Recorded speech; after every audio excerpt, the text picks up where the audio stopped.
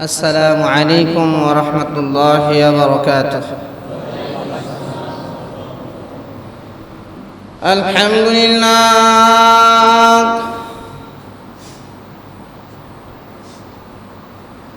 الحمد لله الأكرم الذي خلق الإنسان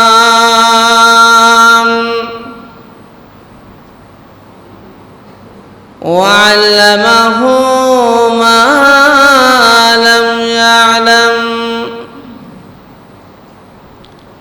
سبحان الله لا يحصى ثناؤه امتنانا على اللسان، الذي لا ضد له ولا ند له ولا مثل له ولا مثال له.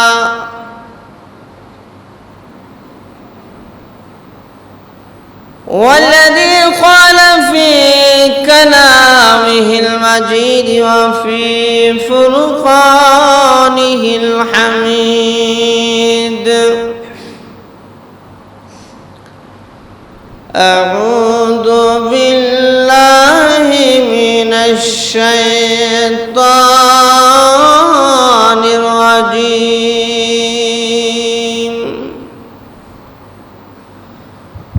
بسم الله الرحمن الرحيم.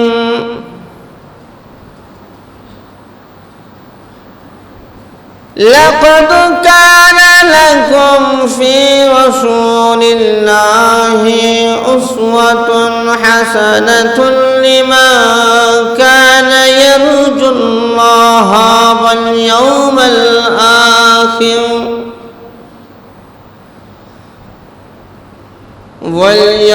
الآخر وذكر الله كثيرا.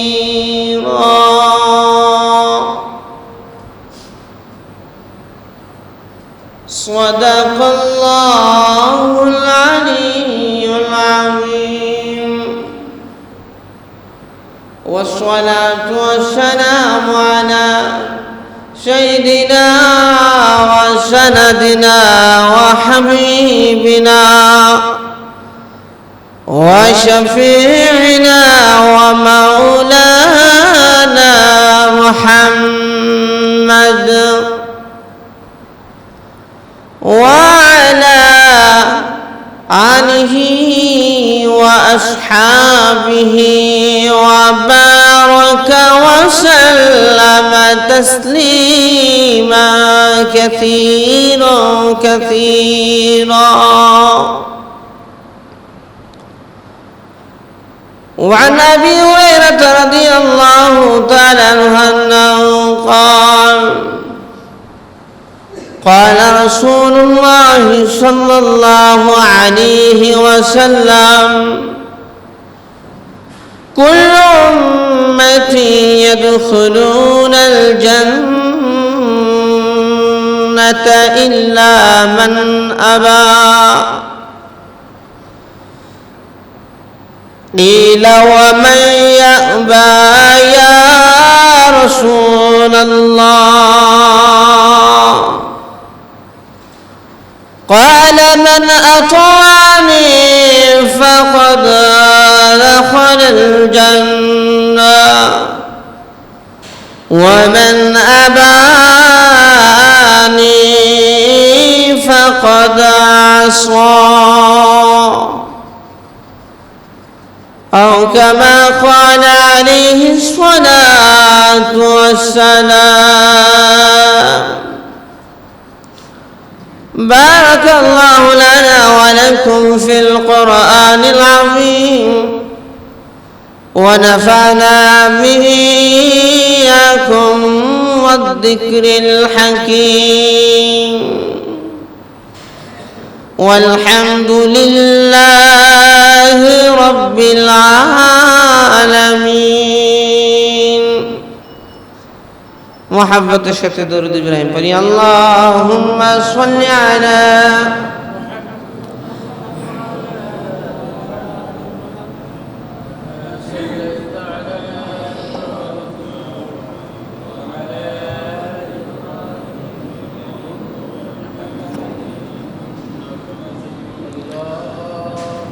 اللهم بارك على محمد وعلى آل محمد كما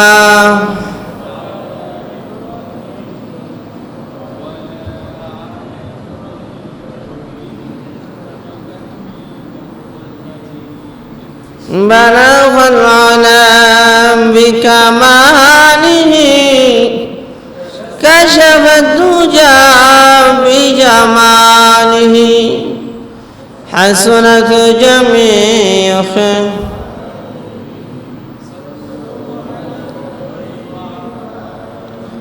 بلغ العلا بكماله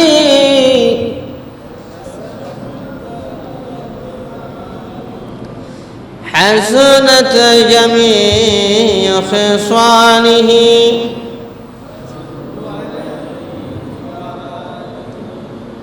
يا صاحب الجمال يا سيد البشر من وجهك المنير لقد نوى القمر لا يمكن الثناء كما كان حقه بعد خدا بزرگی تو قصہ مختصر بلغ العلا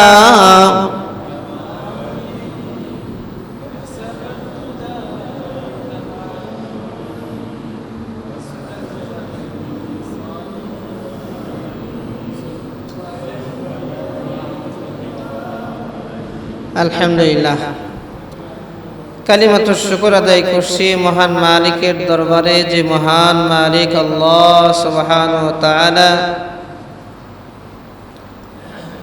রবিউল আউয়ালের 7 তারিখ জুমার দিনে আমাদেরকে মসজিদে আসার এবং বসার তৌফিক দিলেন। সকলে উচ্চ আওয়াজে প্রাণ খুলে বলি আলহামদুলিল্লাহ।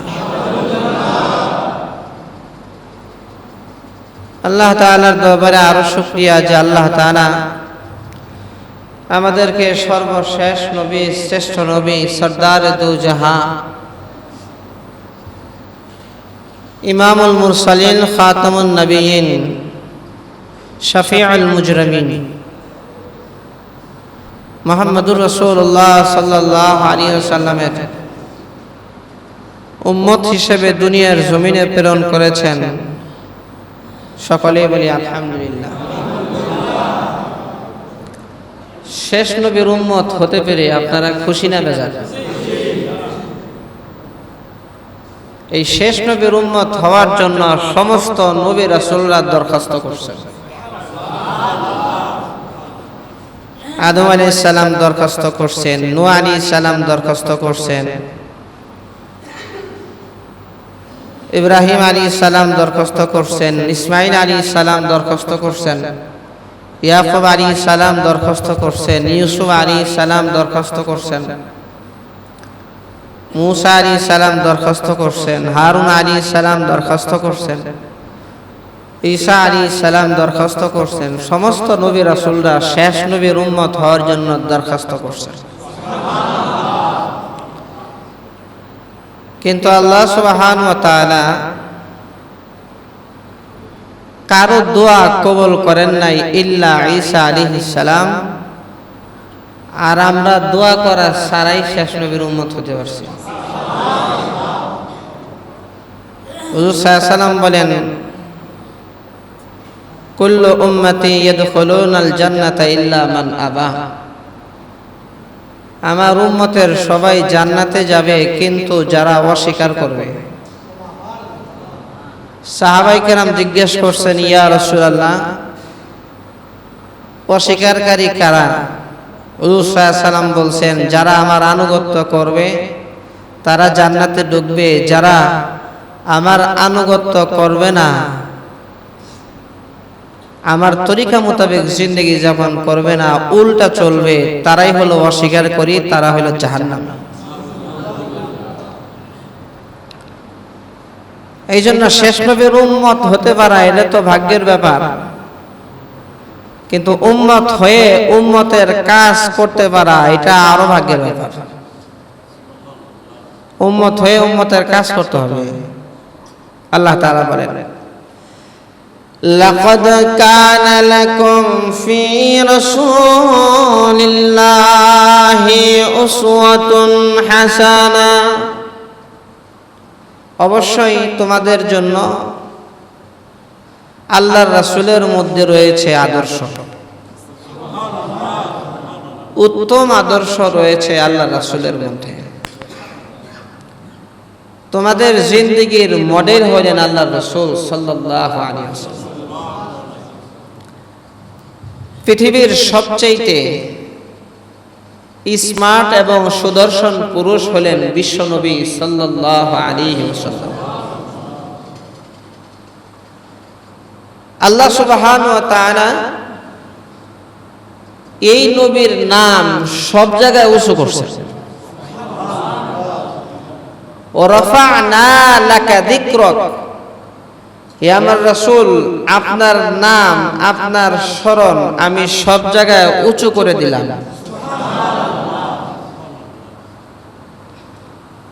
আদম আলাইহিস সালাতু ওয়াস সালাম দুনিয়ার জমিন থেকে চলে গেছেন, সাথে সাথে তার মুজিজাও শেষ। নূহ আলাইহিস সালাম চলে গেছেন, সাথে মুজিজাও শেষ হয়ে গেছে। সমস্ত নবী রাসূলের মুজিজা শেষ, কিন্তু বিশ্ব নবী সাল্লাল্লাহু আলাইহি ওয়াসাল্লাম আল্লাহ তাআলা বলেন, আপনি দুনিয়ায় থাকবেন না, কিন্তু আপনার মুজিজা থাকবে।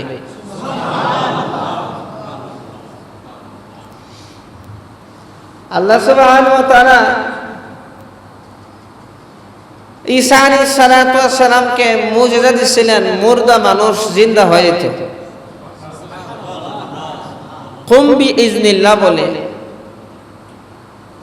সাথে সাথে কবর ফাইটা মুর্দা মানুষ জিন্দা হয়ে যেত।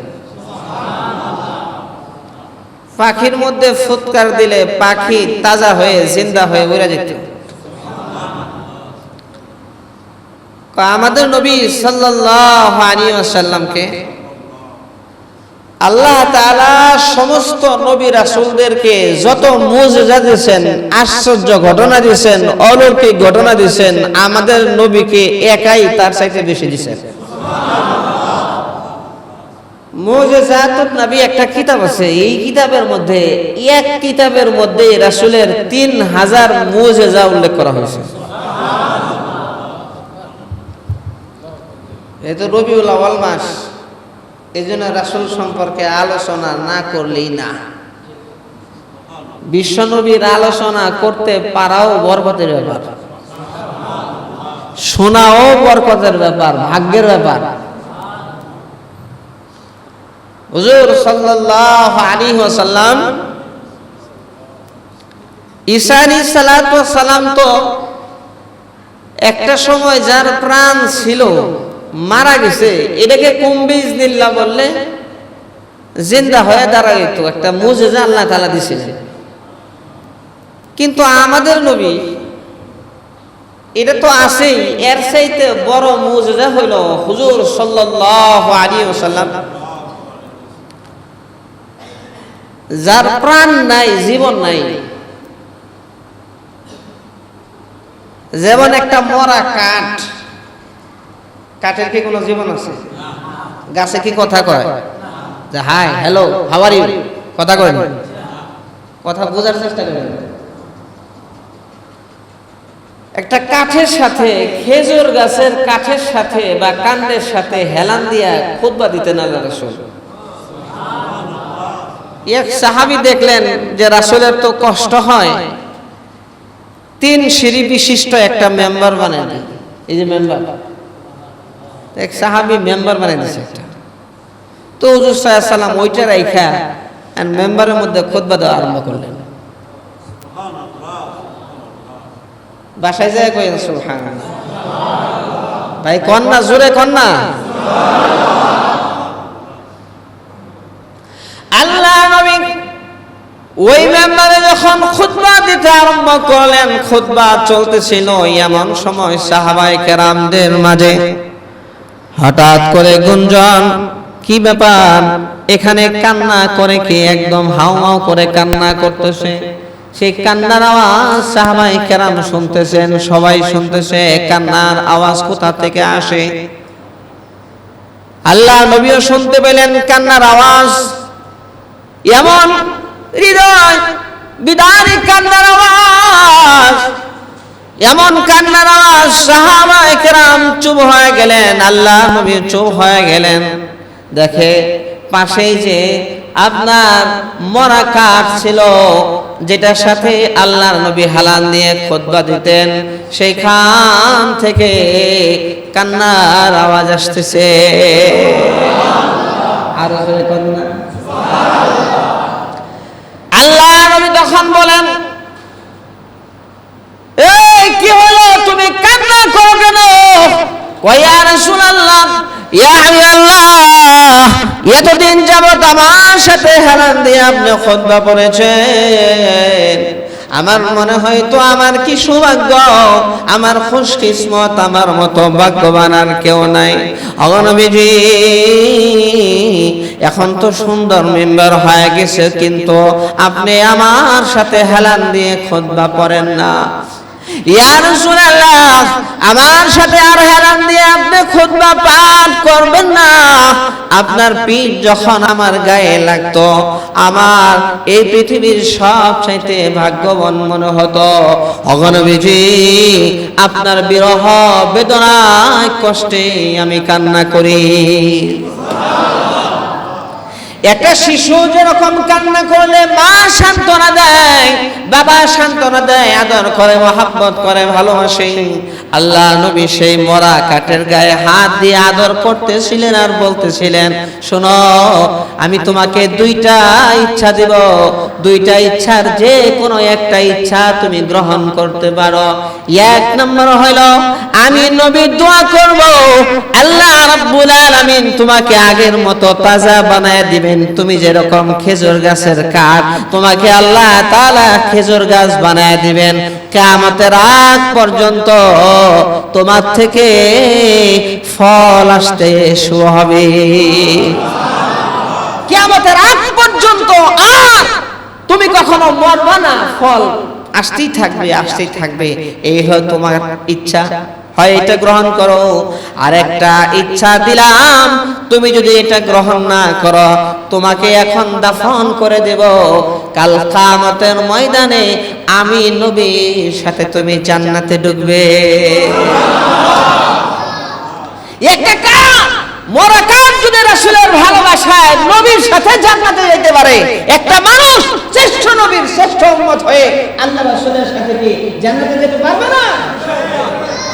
এই জন্য হুজুর সাল্লাল্লাহু আলাইহি ওয়াসাল্লাম বলছেন, মান আহাব্বা সুন্নতি, যে আমার সুন্নাত ভালোবাসলো, আমার তরিকা ভালোবাসলো, আমার সিস্টেম ভালোবাসলো, আমি নবী কিভাবে দাঁড়িয়ে রাখলাম, আমি নবী কিভাবে চুল কাটিং করলাম, আমি নবী কি রকম জামা কাপড় পরিধান করলাম, আমি নবী কথাবার্তা কেমন, আমি ব্যবসা বাণিজ্য কেমন করে করলাম, আমার আচার আচরণ স্ত্রীর সাথে কেমন, আমার আচার আচরণ সন্তানদের সাথে কেমন, আত্মীয় স্বজনদের সাথে কেমন, এগুলা সব যদি কেউ ফলো করতে পারে, সে আমি রাসূলকে ভালোবাসলো। আর আমি নবীকে ভালোবাসলে কাল কিয়ামতের দিন আমি নবীর সাথে জান্নাতে ঢুকবে। হুজুর সাল্লাল্লাহু আলাইহি ওয়াসাল্লামের 11 জন স্ত্রী ছিল। কতজন? 11 জন স্ত্রী ছিল। জিন্দেগিতে কোন স্ত্রীকে গালি দিবেননি? কি শুনছেন কোনদিন? হাদিসের কত কিতাব, কত হাদিস পড়লাম, আজ পর্যন্ত পাইলাম না আল্লাহর নবী 11 জন স্ত্রীর কোন স্ত্রীকে গালি দিয়েছেন। ওমা ঘুমায় যান, সুবহানাল্লাহ করেন না। আর আপনার আমার বউ কয়টা, গালি দিয়ে স্টার্ট করি। কথা ঠিক না ঠিক? রান্না দেরি হলে গালি, কাজে দেরি হলে গালি, বলে যে একটু ঘুম থেকে উঠতে দেরি হলে গালি, বলে যে খালি গালি আর গালি, মানে ফ্যাশন হয়ে গেছে। একজন আরেকজনকে মুসলমান একজন আরেকজনকে ডাক দেয় গালি দিয়ে, এটা ফ্যাশন মনে করে। কথা ঠিক না ঠিক? রাগ করে না, মজাক করে গালি দিয়ে ডাক দেয়, অভ্যাস হয়ে গেছে। অথচ গালি এটা হলো মুনাফিকের আলামত। নাউজুবিল্লাহ। আল্লাহ আপনি সবাইকে হেফাজত করে না। আমি আজ থেকে গালিগালাজ করব না, এখান থেকে প্রতিজ্ঞাবদ্ধ হন যে গালিগালাজ আর যদি একবারে মাথার মধ্যে আইসা কেউ বাড়িয়ে দেয়, গালি দিন না, অন্তত পক্ষে গালি দিন না, গালির থেকে বাঁচুন। কি কন? আল্লাহ হেফাজত করে না। আবার ঠেকায়েন, বাড়ি মারি দিলে আবার ঠেকায় না, গালি চুপ করে বসে থাকি, বাইরে আমি পিঠা মাইরা ফেলাম, এরকম নাকি? ঠেকালাম না। এই জন্য বলে হুজুর সাল্লাল্লাহু আলাইহি ওয়াসাল্লাম কাউকে গালি দেন নাই, 11 জন স্ত্রী কখনো গালি দেন নাই। হুজুর সাল্লাল্লাহু আলাইহি ওয়াসাল্লাম ব্যবসা বাণিজ্য করতে গিয়ে কখনো সিটারি বাটপারি করেন নাই, মিথ্যা কথা বলেন নাই। রাসূলের জিন্দেগিতে কোনোদিন আল্লাহ নবী একটা মিথ্যা কথা বলেন নাই। জোরে চিৎকার করে বলেন আল্লাহু আকবার। রাসূল ব্যবসা বাণিজ্য করছেন, ব্যবসা বাণিজ্যে বরকত হয়েছে না হয় নাই? আপনি আর আমি কেমন সেরাগালি ব্যবসায়ী হয়ে গেলাম যে মিথ্যা কথা না বললে কয় ব্যবসা বাণিজ্য জমজমাট হবে না, লাভ করতে পারবো না, কেমনে কি করব, বাসা ভাড়া, অমুক ভাড়া, তমুক ভাড়া, ঢাকা শহরে থাকা, তো একটু মিথ্যা কথা কইলে অসুবিধা নাকি? এক মিথ্যার কারণে পুরো ইনকামটা আপনার হারাম হয়ে গেল।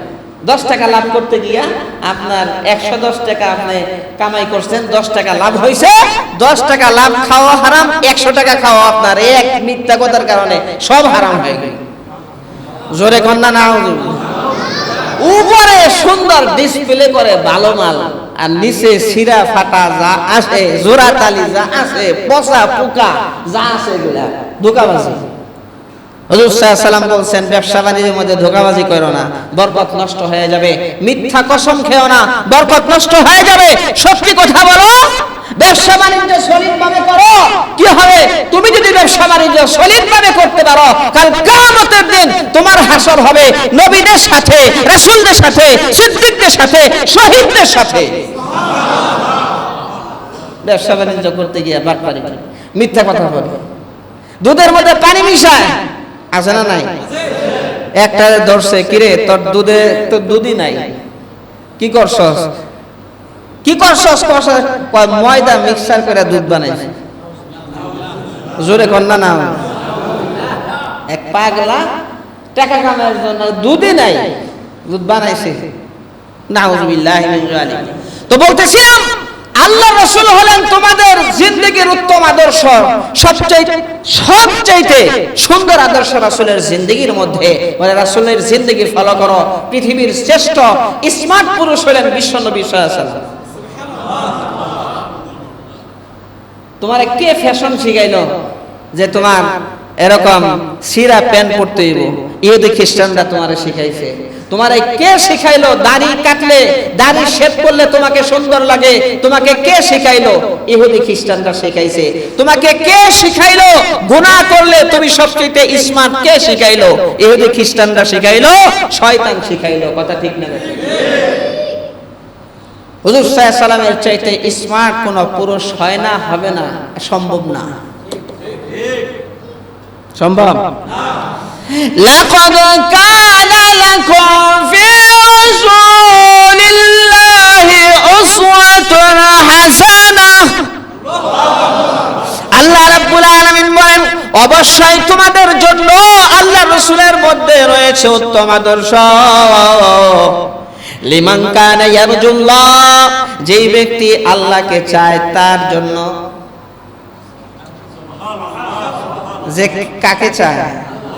যে আল্লাহকে পাইতে চায় তার জন্য রাসূলের মধ্যে রয়েছে উত্তম আদর্শ।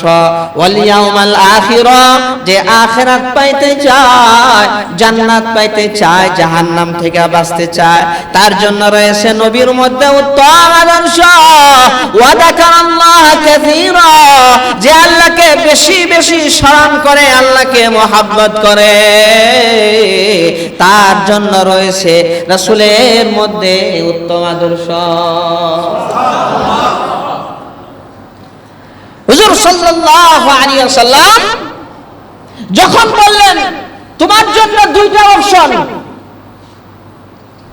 শোনো, তোমার জন্য দুইটা অপশন, হয় কিয়ামতের আগ পর্যন্ত তুমি ফল দিবে, আর না হয় কাল কিয়ামতের ময়দানে হাসরের মাঠে আমি নবীর সাথে জান্নাতে যাবে। তখন সেই মরা কাঠ ডেকে ডেকে বলে, ওগো নবীজি, আমি 2 নাম্বার অপশনটা চুজ করলাম, পছন্দ করলাম। ওগো ইয়া রাসূলুল্লাহ, ইয়া হাবিবাল্লাহ, আমার জন্য দোয়া করে দেন আর আমাকে দাফন করে দেন, কাল কিয়ামতের ময়দানে মানুষের সুরত নিয়ে আপনার সাথে জান্নাতে ঢুকতে চাই। একটা মরা কাঠ। ঈসা আলাইহিস সালামের এরকম মুজিজা ছিল না যে মরা কাঠ জিন্দা হয়ে কথা বলতো। হুজুর সাল্লাল্লাহু আলাইহি ওয়াসাল্লামের মুজিজা বলে, হুজুর সাল্লাল্লাহু আলাইহি ওয়াসাল্লাম এমন মুজিজা ছিল, আল্লাহ রাসূল যা বলতেন তাই। আল্লাহ রাব্বুল আলামিন বলেন, সমস্ত নবী রাসূলরা আমার ভালোবাসা পাওয়ার জন্য পাগল। মুসা আলাইহিস সালাম তুর পাহাড়ের দিকে দৌড়ান, বলে যে কেন দৌড়ে একটু আগে যাইতে পারলে আল্লাহ যদি আমাকে একটু বেশি ভালোবাসেন, বেশি মহব্বত করেন। আল্লাহ তাআলা বলেন, মুসা দৌড়ায়, ঈসা দৌড়ায়, ইউসুফ দৌড়ায়, বলে যে ইব্রাহিম দৌড়ায়, সবাই আমার ভালোবাসা পাওয়ার জন্য পাগল, কিন্তু আমি আল্লাহ সুবহানাহু ওয়া তাআলা আমার রাসূলের জন্য, মুহাম্মদ সাল্লাল্লাহু আলাইহি ওয়াসাল্লামের জন্য পাগল। হুজুর সাল্লাল্লাহু আলাইহি ওয়াসাল্লাম বলছেন, আল্লাহ আমারে কি দিবেন, আল্লাহ আমারে কি দিবেন? কয় না অনেক সময়, আব্বু আমারে কি দিছ তুমি? তোরই তো সব দিছি। আল্লাহ তাআলা বলেন, হে আমার রাসূল, আপনার আমি সব দিছি। আপনি তো বলেন না আপনি কি চান, আপনি কি চান আপনি বলেন। হুজুর সাল্লাল্লাহু আলাইহি ওয়াসাল্লাম অভিমানের সুরে বলতেছেন, কি দিবেন আমারে, কি দিলেন? আল্লাহ বলেন, কি চান আপনি? আপনি যা চাইবেন আমি তাই আপনাকে দিব। ওয়ারাফা'না লাকা যিকরাক, আমি আল্লাহ আমার হাবিবের, আমার রাসূলের মর্যাদা কিয়ামতের আগ পর্যন্ত, কিয়ামতের হাসরের মাঠে, বলে যে হাসরের মাঠে জান্নাতে ঢোকার সময় সব জায়গায় আমার রাসূলের মর্যাদা আমি বাড়ায় দিলাম। আমার রাসূল থাকবেন না, কিন্তু আমার রাসূলের নাম, আমি আল্লাহর নামের সাথে আজানের মধ্যে, আমি আল্লাহর নামের সাথে, বলে যে আমার নাম যেরকম নামাজে, আমার রাসূলের নামও নামাজে, রাসূলের উপর দরুদ, সব জায়গায় জান্নাতের গেটে গেটে আমি আল্লাহ রাব্বুল আলামিনের নামের সাথে আমার রাসূলের, যেই ফল খাইতে যাই ফলের মধ্যে লা ইলাহা ইল্লাল্লাহ মুহাম্মাদুর রাসূলুল্লাহ, জান্নাতের গাছের পাতার মধ্যে লা ইলাহা ইল্লাল্লাহ মুহাম্মাদুর রাসূলুল্লাহ, জান্নাতের গেটের মধ্যে লা ইলাহা ইল্লাল্লাহ মুহাম্মাদুর রাসূলুল্লাহ, যেই দিকে তাকাই খালি মুহাম্মাদুর রাসূলুল্লাহ। এই মানুষটা কে? আল্লাহ রাব্বুল আলামিন বলেন, আদম শুনো, এই মানুষটা ওই মানুষ, আমি আল্লাহ তাআলা এই মানুষটাকে এরকম ভালোবাসি, মহব্বত করি, তাকে না বানাইলে তোমাকেও বানাইতাম না। আমার পছন্দের মানুষ, আমার ভালোবাসার মানুষ, আমার মহব্বতের মানুষ, আমার রাসূল বিশ্বনবী সাল্লাল্লাহু আলাইহি ওয়াসাল্লাম। হুজুর সাল্লাল্লাহু আলাইহি ওয়াসাল্লামের অসংখ্য অগণিত মুজিজা, রাসূলের সৌন্দর্যতার বর্ণনাও এসেছে। ওয়াসিমুন কাসিমুন, আল্লাহর নবী এত সুন্দর ছিলেন, ওয়াসিমুন কাসিমুন। ওয়াসিমুন হলো একটা জিনিসকে দেখার পরে আগ্রহ আরো বাইরে যায়। আল্লাহ নবী এত সুন্দর ছিলেন, আল্লাহ নবীকে কোন মানুষ যদি একবার দেখতো, একবার দেখার পরে আরেকবার দেখার জন্য হাজার গুণে আগ্রহ বেড়ে যেত। আবার যখন দেখতো আগের চাইতে আগ্রহ আরো বাড়তো, আবার দেখলে আরো বাইরে যাইতো। সাহাবায়ে কেরামের জন্য ঘরে থাকতে পারতেন না, আল্লাহ নবীর চেহারার দেখার জন্য পাগল ছিলেন। হযরত হাসান আর হুসাইন রাদিয়াল্লাহু আনহুমার যখন ক্ষুধা লাগতো, ক্ষুধার যন্ত্রণায় ছটফট করত, বলে ঘরে খাবার নাই, একদিন হয়ে গেছে, 2 দিন হয়ে গেছে, এমন কি 3 দিন পর্যন্ত খাবার নাই। ফাতেমা রাদিয়াল্লাহু তাআলা আনহা বলতেন, আরে হাসান আরে হুসাইন, যাও যাও যাও নানার চেহারা দেখে আসো। হাসান হুসাইন নানার কাছে গিয়ে নানার চেহারা দেখার পরে বলতো, আমাদের ক্ষুধার যন্ত্রণা মিটে গেছে। এত সুন্দর ছিলেন আল্লাহর নবী। ওয়াসিমুন, একবার দেখলে আগ্রহ আরো বাড়ে। আর কসিমুন হলো একটা মানুষ মনে করেন সামনে থেকে দেখতে সুন্দর, কিন্তু পিছন থেকে দেখতে এটা কি, এটা কি, এটা তো মাজা সুন্দর না, এটা তো পাছা পাছা সুন্দর না। কথা ঠিক না? একটা মানুষ সামনে থেকে দেখতে সুন্দর, সাইড থেকে দেখতে সুন্দর না, আবার পিছন থেকে দেখতে সুন্দর। সামনে থেকে দেখলে কয় ইয়াল্লাহ, এটা তো গজবের একটা সূরা। কথা ঠিক না? কিন্তু হুজুর সাল্লাল্লাহু আলাইহি ওয়াসাল্লাম এরকম সুন্দর ছিলেন, সামনে থেকে যেরকম সুন্দর, ডানে থেকে ওরকম সুন্দর, পিছন থেকে, বাম থেকে, উপর থেকে, সব দিক থেকে আল্লাহর রাসূলের কোনো এক্সাম্পল হয় না, কোনো দৃষ্টান্ত হয় না।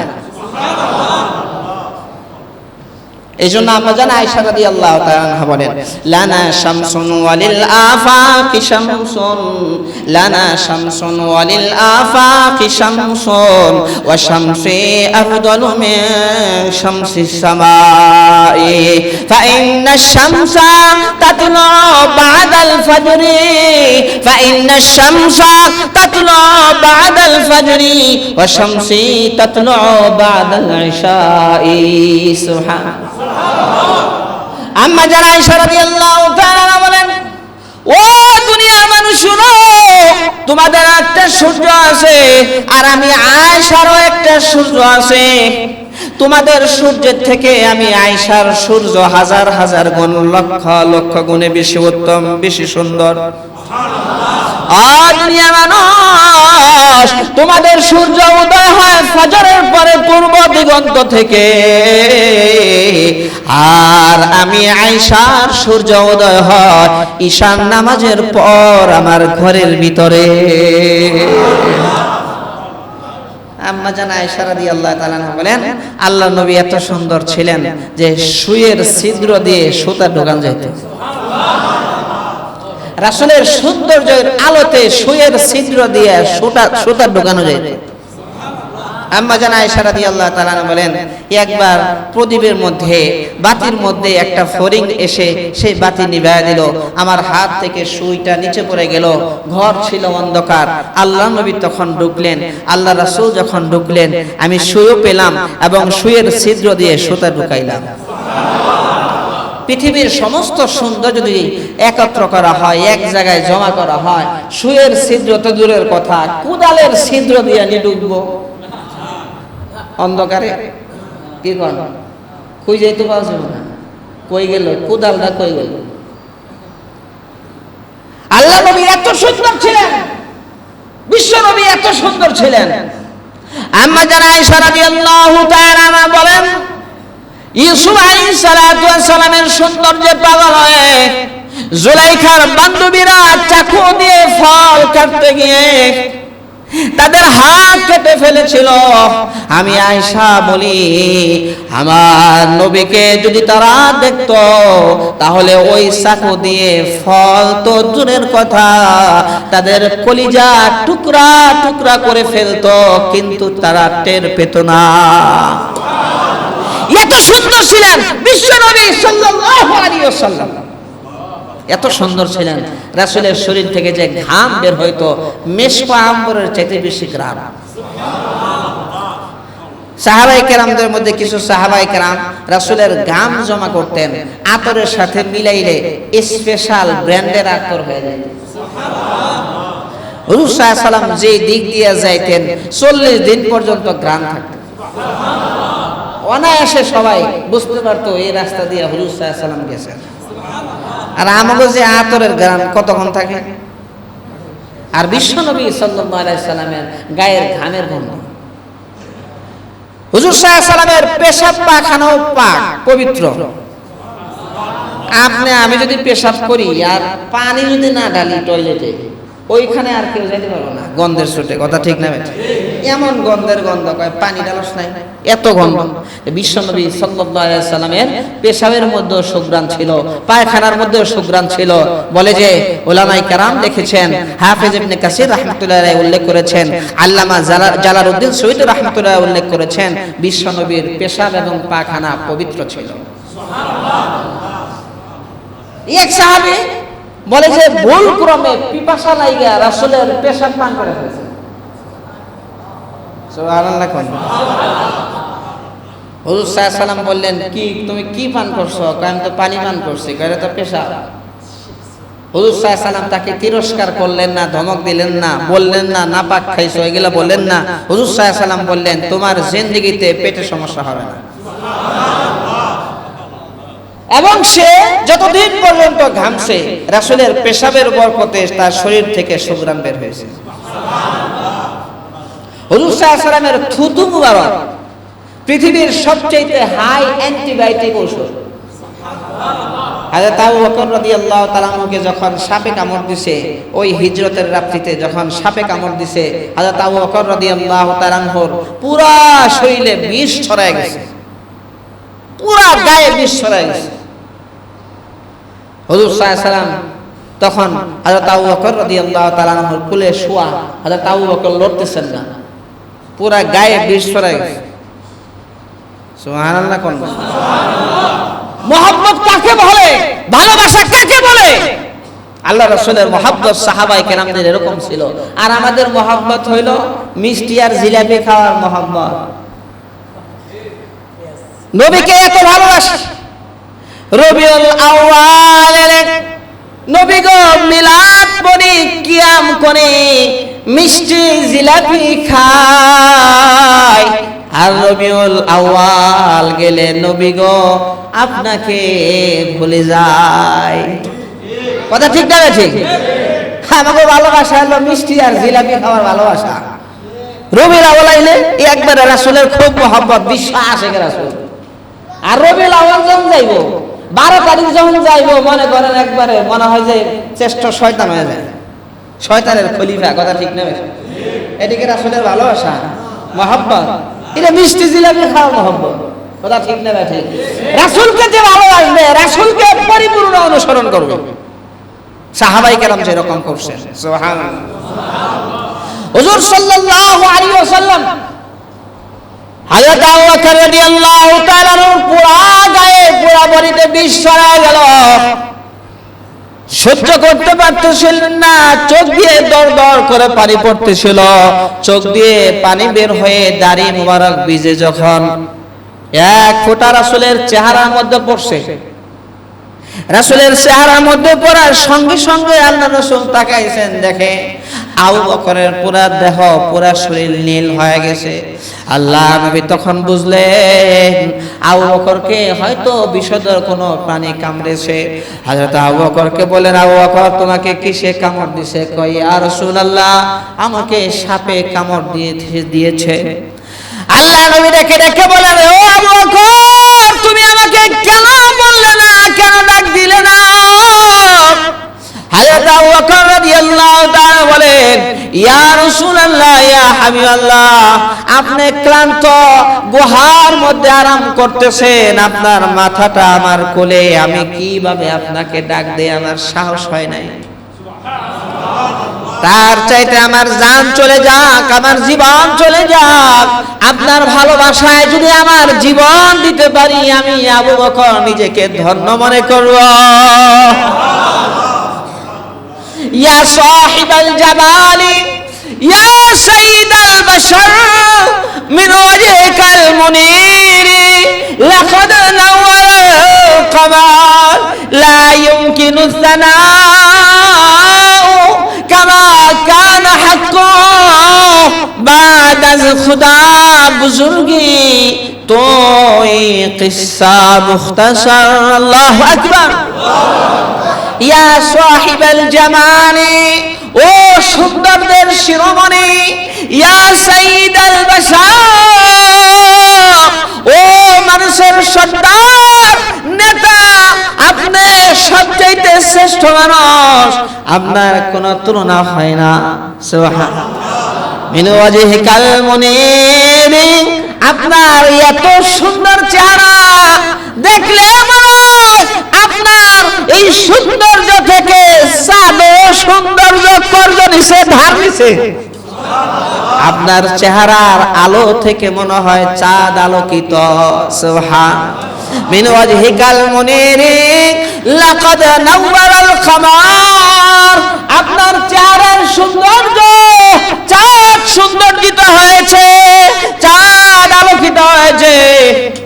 লা ইউমকিনু সানাউ কামা কানা হাক্কুহা, আল্লাহ নবীর প্রশংসা, আল্লাহ নবীর সৌন্দর্যতার বর্ণনা দিয়ে শেষ করা যাবে না। সুবহানাল্লাহ। হযরত আবু বকর রাদিয়াল্লাহু তাআলা বলেন, ইয়া রাসূলুল্লাহ, ইয়া হাবিবাল্লাহ, আমার জীবন চলে যাবে, এরপরও আপনাকে আমি জাগ্রত করার জন্য সাহস করব না, বরং আমার জীবন যদি চলে যায় তাহলে আমাকে কিসমতওয়ালা সৌভাগ্যবান মনে করব। হুজুর সাল্লাল্লাহু আলাইহি সাল্লাম একটু থুতু, মুখ থেকে একটু থুতু মুবারক বের করে আপনার হযরত আবু বকর রাদিয়াল্লাহু তাআলার পায়ের মধ্যে যে সাপে কামড় দিচ্ছে সেখানে একটু লাগায় দেন। সাথে সাথে সাথে সাথে সমস্ত বিষ পানি হয়ে গেছে। রাসূলের থুতু এই পৃথিবীর সবচেয়ে হাই অ্যান্টিবায়োটিক ওষুধ। আর জোরে কন্যা সুবহানাল্লাহ। পিছন থেকে বলেন আওয়াজ দিয়ে সুবহানাল্লাহ, সামনে থেকে বলেন সুবহানাল্লাহ, আল্লাহু আকবার। সেই রাসূলের আদর্শ অনুসরণ যারা করবে দুনিয়াতেও কামিয়াব, আখিরাতেও কামিয়াব। রাসূলের আদর্শ যারা অনুসরণ করবে পারিবারিক জীবনে সুখী হবে। রাসূলের আদর্শ যে অনুসরণ করবে রাজনৈতিক জীবনে সে সুখী হবে। রাসূলের অনুসরণ যে করবে তার ব্যবসায়িক জীবনে সে সুখী ব্যবসায়ী হবে। রাসূলের আদর্শ যে অনুসরণ করবে বলে যে তার চলা ফেরা উঠা বসা রাসূলের তরিকায় হবে, তার জিন্দেগি দুনিয়াতেও কামিয়াব, আখিরাতেও কামিয়াব। রাসূলের রাজনীতি যদি অনুসরণ না করে তাহলে মনে করেন একবার আইবো, একবার যাইবো, একবার পিঠা খাইবো, একবার ফাঁসিতে ঝুলবো। কথা ঠিক না ঠিক? রাসূলের আদর্শ অনুসরণ করলে দুনিয়ার সবাই মহব্বত করবে, আসমান আর জমিনের সবাই মহব্বত করবে। এই জন্য আল্লাহ রাব্বুল আলামিন বলছেন, অবশ্যই তোমাদের জন্য নবীর জীবনে রয়েছে উত্তম আদর্শ। লিমান কানা ইয়ারজুল্লাহ, যে আল্লাহকে চায়, ওয়াল ইয়াউমাল আখিরা, আখিরাত চায়, وذكر الله كثيرا,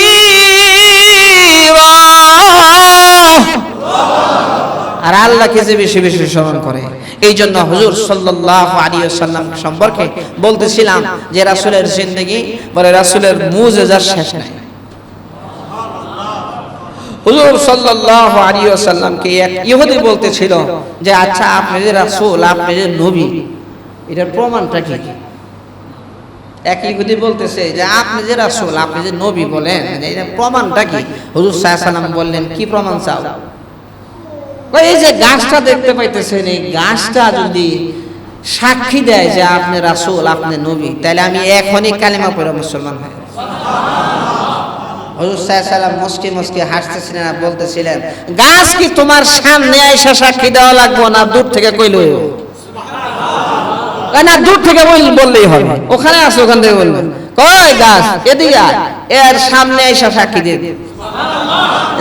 হুজুর সাল্লাল্লাহু আলাইহি ওয়াসাল্লাম এমন করছেন খালি এমন, সাথে সাথে গাছ সামনে এসে হাজির। তা আমি সাক্ষ্য দিচ্ছি আপনি হলেন আল্লাহর নবী এবং রাসূল।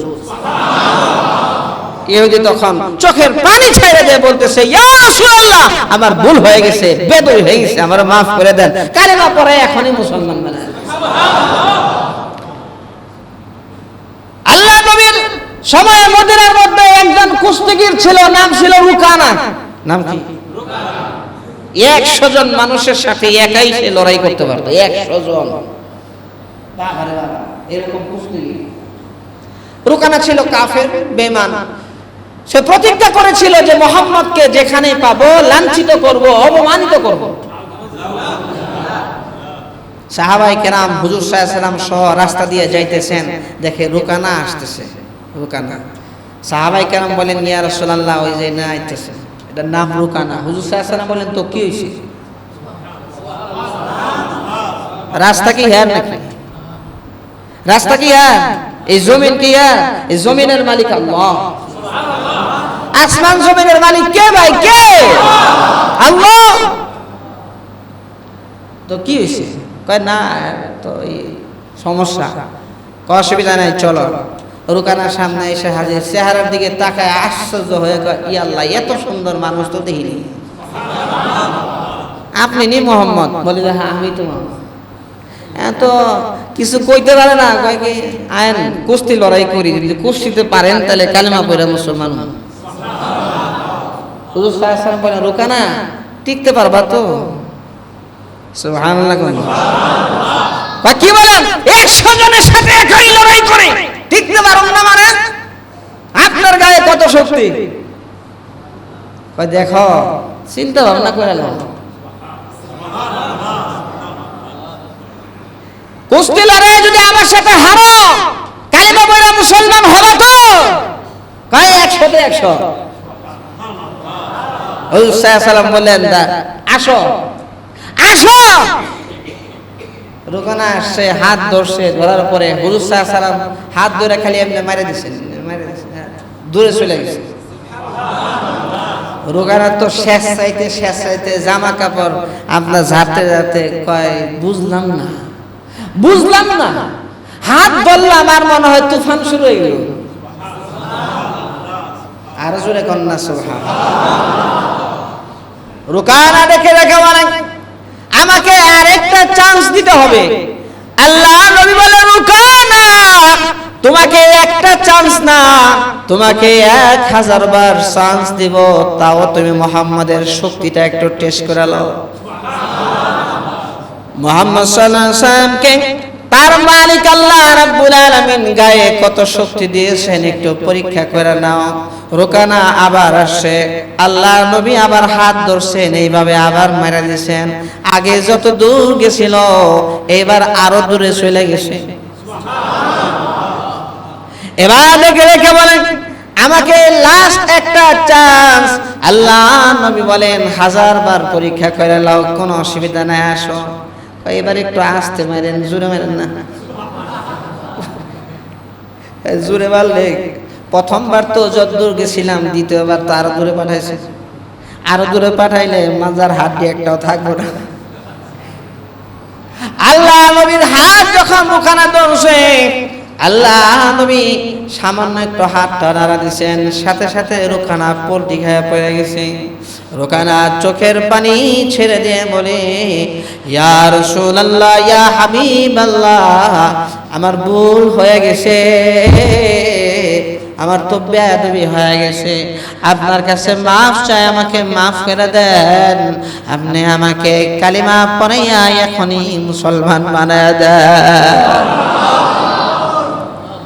আল্লাহ নবী হযরত মুসা আলাইহিস সালাতু ওয়াস সালামের গায়ে আল্লাহ রাব্বুল আলামিন এই পৃথিবীর 40 জন যুবকের সমান শক্তি দিয়েছিলেন, কিন্তু বর্ণনার মধ্যে এসেছে আল্লাহ নবীর গায়ে আল্লাহ রাব্বুল আলামিন 1-2 জন না, 40 জন না, 80 জন না, 100 না, 200 না, 1000 না, 2000 না, আল্লাহর রাসূলের গায়ে আল্লাহ রাব্বুল আলামিন এই পৃথিবীর 4000 যুবকের সমান শক্তি দিয়েছিলেন।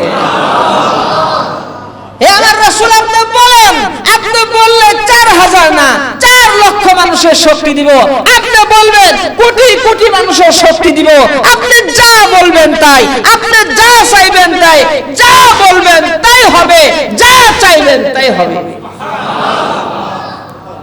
আল্লাহ নবীর সবচেয়ে বড় মুজিজা হলো আল্লাহ রাব্বুল আলামিনের কালাম। পৃথিবীর মধ্যে যত কিতাব নাজিল হয়েছে, যত নবী রাসূলদের উপরে কিতাব নাজিল হয়ে গেছে, নবী রাসূলরা চলে গেছেন, কিতাবের মধ্যে পরিবর্তন হয়েছে, কিতাবও শেষ হয়ে গেছে, আর আগের মতো নাই। বাইবেলের মধ্যে পরিবর্তন হয়েছে, তাওরাত ইনজিলে পরিবর্তন হয়েছে, জাবর কিতাবে পরিবর্তন হয়েছে। কিতাবকে তারা আর কিতাব রাখে নাই, ইহুদি খ্রিস্টানরা মন মতো পরিবর্তন করছে। কিন্তু আল্লাহ নবীর উপরে আল্লাহ তাআলা যে কালাম নাযিল করছেন কোরআনুল কারীম, এই কোরআন আল্লাহ রাব্বুল আলামিন বলেন ওয়া ইন্না লাহু লাহাফিজুন।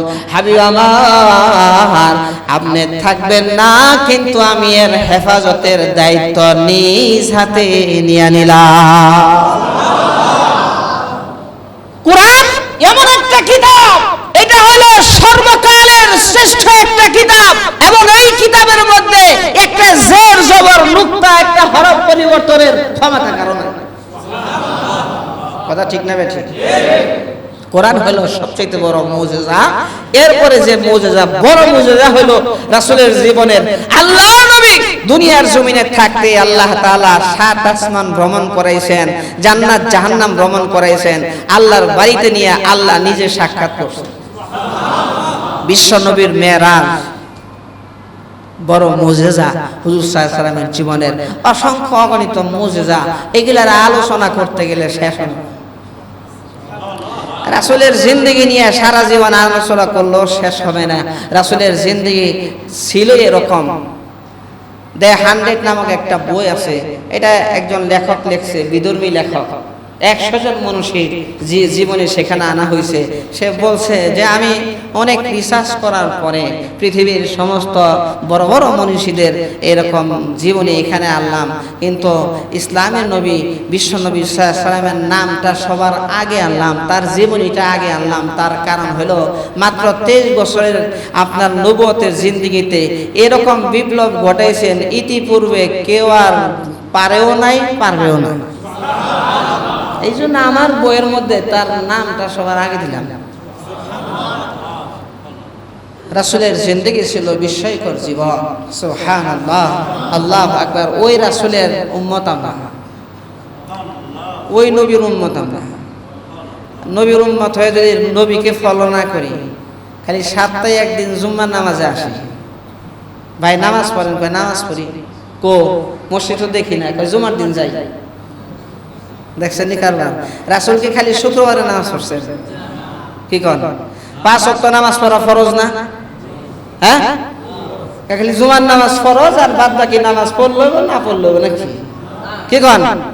এখন আবার আসতে কইতেছেন, ব্যাপারটা কি? হ্যাঁ, আরে ভাই সত্যি কথাটা তো কইবেন, সত্যি কথাটা তো কইবেন। হ্যাঁ, খালি উপরে উপরে মহব্বত দেখাইলে কাম হবে? একজনে বলে সতীনের ছেলেকে খুব ভালোবাসত। সতীনের ছেলেকে কি করতো? খুব ভালোবাসতো। এত ভালোবাসতো, সতীনের ছেলেকে সবসময় কুলে রাখতো, চুম্মা টুম্মা দিত, আর নিজের ছেলেরে খালি হাতে নিত, কুলে নিত না।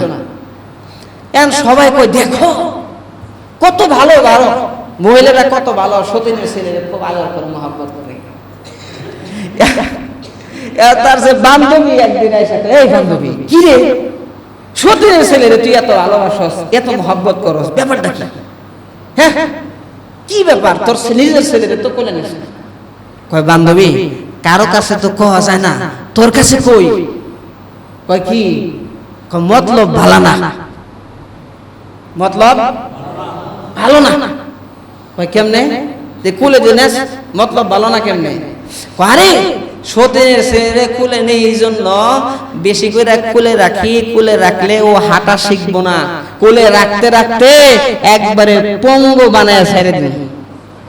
আর নিজের ছেলে ওই হাঁটবো, উষ্টা মুষ্টা খাইবো, শক্ত হবে, মজবুত হবে। আর সতীনের ছেলেরে কুলে রাখতে রাখতে পঙ্গু বানায় ছেড়ে দেব, এইটাই হলো মতলব ভালো না। আমাদের হলো অবস্থা এরকম, উপরে উপরে খুব ভালোবাসা, মতলব কেমন কেমন জানেন। কথা ঠিক না বেঠিক? এই জন্য রাসূলকে অনুসরণ করতে হবে এমন ভাবে যে রাসূল কিভাবে নামাজ পড়ছেন, হুজুর সাল্লাল্লাহু আলাইহি ওয়াসাল্লাম রোজা রাখছেন, হুজুর সাল্লাল্লাহু আলাইহি ওয়াসাল্লাম কোরআন তেলাওয়াত করছেন। রাসূলকে ফলো করলে আল্লাহ রাসূল বলছেন, যে ব্যক্তি আমাকে ফলো করলো, আমাকে ভালোবাসলো, সে আমার সাথে জান্নাতে যাবে। সুবহানাল্লাহ। আল্লাহ তাআলা আমাদের সবাইকে তৌফিক দেন। সবাই বলেন আমিন। আরো জোরে কোন আমিন। কত কথা কমু, কিন্তু সময় তো নাই, শেষ, সময় শেষ হয়ে গেল। এই সময় একবারে শেষ। এখন তাড়াতাড়ি করে মসজিদের জন্য যে জানিয়ে আসেন তাড়াতাড়ি জানিয়ে আসা।